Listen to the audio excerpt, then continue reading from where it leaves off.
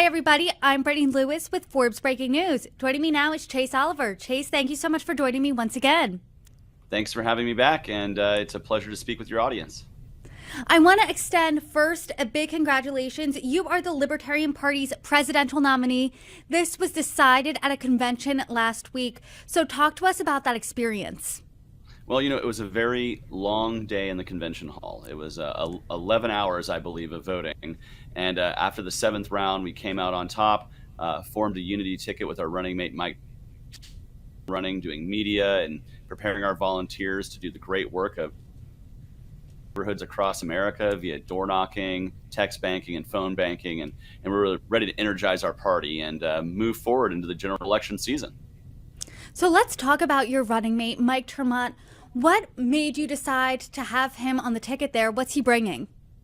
Well, I think the things that Mike brings to the table is certainly a level of experience that being a 38, 39 on election day, I just don't have, because, he's worked in the first Bush White House and the OMB.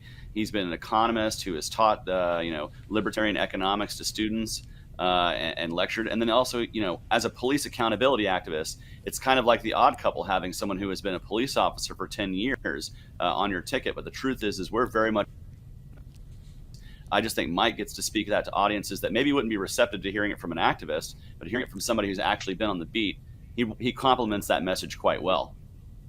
I want to talk about age. Since you brought it up, you're 38 years old now. You will be 39 on election day. The two leaders, the two likely nominees of the major parties right now are 77 and 81. So how do you think age is playing into this election? Well, I think if you look at the response to my nomination, particularly amongst Gen Z, it's already kind of gone viral. I was asked by a reporter kind of in jest of like, what would you do if, the gun to your head picked Biden or Trump? And when I said, well, the gun would go off. That clip has now been shared almost 30 million times. It's been viewed on TikTok. It's been liked like 4 million times. 16,000 people, I believe, have used that sound in their own TikTok. So it's really hitting Gen Zers very hard right now. And I think, the age is very, something having to do with that. I want to talk about that viral moment because I first heard it on a video with just the sound, and then I found out it was you. And like you said, a reporter said, gun to your head, who are you picking, Trump or Biden? And you said the gun would go off. And obviously that answer, you're not mincing words. So can you explain that answer, elaborate on it for us? Yeah, just to me and to many system, they see from Republicans and Democrats two wings of the same bird that they just don't want to be a part of. They see increased debt and deficit spending. They see increased polarization and hyperpartisanship. They see increased use of the warfare state around the world. They decreased accountability from government via our legislature, who seems to be asleep at the wheel, giving the executive branch more and more power. And so I think there are voters across America who just see complete dissatisfaction with those two choices, and left to their own devices, they honestly say, wow, the world looks pretty terrible with that being our choices. So I'm happy to be a third choice in the debate, and a choice that many voters can feel satisfied with based on our policy and positions. What do you think the larger message here is that it went so viral? It's going viral with younger users, Gen Z social media users. What's the implication here for this election? Well, I think the implication is that you're going to see lots of young voters looking for options outside of the two-party system. And the reason for that is younger voices and younger voters, they want an air of authenticity, and they want somebody they can relate to. And they just don't relate to people who have been in politics for 50 years or people who are billionaires, part of the billionaires like Donald Trump. They see somebody who looks closer to their age. I'm certainly not in my 20s, but also somebody who's had the life experience of, having to live paycheck to paycheck, seeing the impact of inflation upon our lives. And I think with that authenticity, it's going to pull a lot of voters into our camp. Polling suggests, even when a third-party candidate is added to the mix, that Donald Trump or Joe Biden is going to win this election. So do you think our country is better off under 4 more years of a Biden presidency or a Trump one? I think both of them are pretty awful prospects, and it's really, it's a rotten apple versus a rotten orange, right? I guess you can figure out which one Trump is between those two. But honestly, For me, they're both terrible options. I think the best thing we can do is register our dissatisfaction with the system and push the Overton window towards the ideas of liberty, free markets, voluntary exchange, decentralizing power away from Washington, D.C., where so many of these terrible decisions are made, and returning that power back to either localities or the most local government, which is your own governance, and pushing the ideas of free market capitalism away from this corporate-controlled system that we currently have, which isn't really free market capitalism.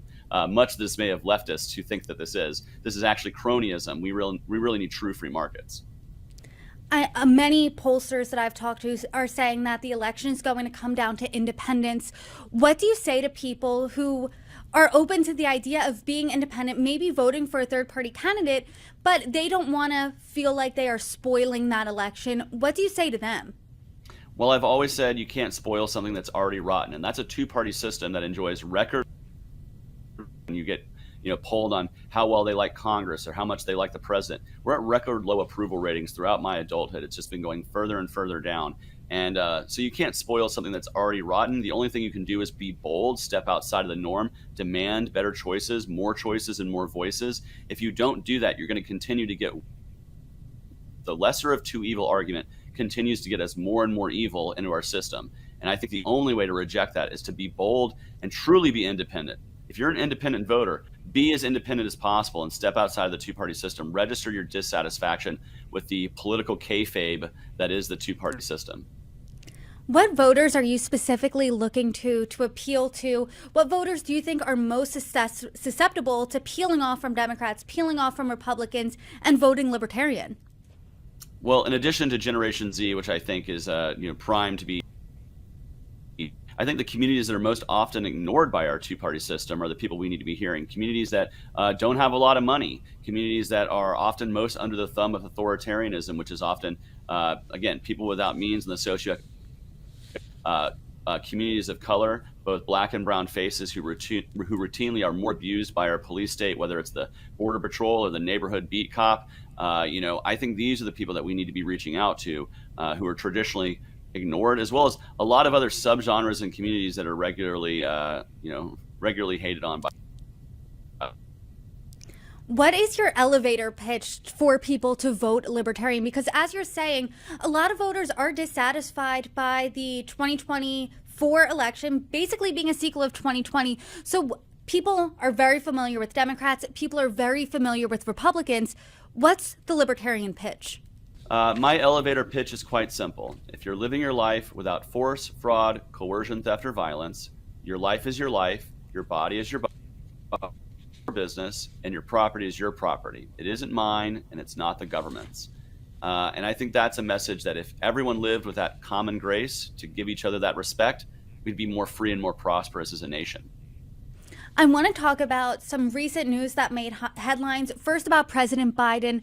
Last week, he announced that Israel offered up a proposal that would be enduring ceasefire that would include the release of all hostages. Is this type of deal something that you would support? Well, you have to look at the fine details of the deal, but I believe this is a step in the right direction. I do believe that the devil's always going to be in the details. But I support the releases of hostages, I support a ceasefire, and I support the ability for Gazans to rebuild their communities. And if that's what we're seeing here taking place, I'm glad that the conversation is shifting in that direction.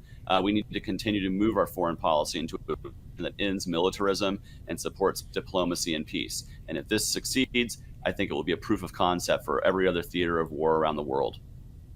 And President Biden, as you know, has gotten flack from the left for not doing more to support Gazan life, gotten flack from the right for not standing maybe as steadfast to our biggest ally in the Middle East, Israel. Where do you differ when it comes to Middle East policy with President Biden? Yeah, so I believe that Israel should have been using a scalpel instead of a sledgehammer response to October 7th. I absolutely support their right to respond to the horrible, horrible actions of Hamas, but we could have done that without using airstrikes that killed. And I think that's my area of difference, is that it took tens of thousands of Gazans to die before the Biden administration finally moved and pushed back against Israel. I think if we were a true ally to Israel, we would be the ones explaining to them that the policy of airstrikes actually further inflames tensions and makes it more dangerous for the average Israeli in the long run. I now want to turn to major news for the GOP leader, former President Donald Trump. He was convicted on 34 felony counts of falsifying business records last week. What's your reaction to the conviction? Well, my reaction to the conviction is it seems that all of a sudden Donald Trump cares about miscarriages of justice. He had 4 years as president to worry about the miscarriages of justice that happen all over this country and communities all over this country, but it only affected him when he was a convicted felon. I believe in the trial by jury process. I believe in due process. I believe in the process of appeal. I'll be exercising. Ultimately, I have to support our criminal justice system as the framework for defending our rights in court. So I'm inclined to say, let this process play out. But I believe that Donald Trump maybe should have had more empathy for those who are suffering miscarriages of justice in the courtroom. I want to talk about something you told me in February, which was that winning the White House is obviously the ultimate goal, but there are some other victories like building momentum and building up the party. Those are also wins. So what does that specifically look like between now and Election Day? Yeah, so that looks like traveling across the country to build with the votes that we were hoping to gather that will grant us ballot access in states all over the country, making it easier for libertarian candidates up and down the ballot to run for office, to appear on the ballot. And that can help us with earning major party status in states all over the country. That gives us primary ballot, increased media attention, invitation to debates for our candidates. And so these are the building blocks of a third party that can rise up and challenge. This is also why I say don't invest in RFK, who's going to be a one and done candidate. He runs through November. If he loses, he's gone. If I don't win, we're still building up a mechanism that can grow a foundation for the future. And so I encourage you to in November, but in the long-term building of a third-party structure that can challenge Republicans and Democrats for years to come. Robert F. Kennedy Jr. was at the Libertarian Convention. He got a better reception than former President Donald Trump did. What are the major differences? Because he's also an independent candidate. So what are the major differences between you and him? Yeah, well, I think Robert Kennedy got a better reception because he was smart enough to say the things libertarians wanted to hear as part of his platform, the areas of alignment. Criticism of the COVID state, Anthony Fauci, et cetera. He talked much about respect for the Bill of Rights, which is in general most of the Bill of Rights. But the areas where we disagree is many of his solutions call for more government intervention. Look at his housing plan, calling to cap interest rates at 3%. This is the kind of stuff that got us into the housing crisis in 2008, was increased government intervention and putting the hand into the housing market. Look at his environmental plans. He wants to increase the government technology in the direction that the government and central planners want to go, as opposed to where the free market wants to go. Whereas I say get government out of the energy race altogether and let the free market truly act and embrace nuclear power. And then, of course, he supports the actions of the Israeli government. He's backing them 100%, whereas I have empathy for the Gazans. I understand that this needs to stop. We need to see a ceasefire now and immediately.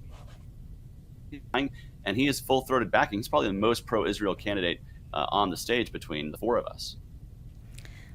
Between now and Election Day, what does your strategy look like going forward? Do you have a 50-state strategy? Are you focusing on some of those key battleground states? What does that look like?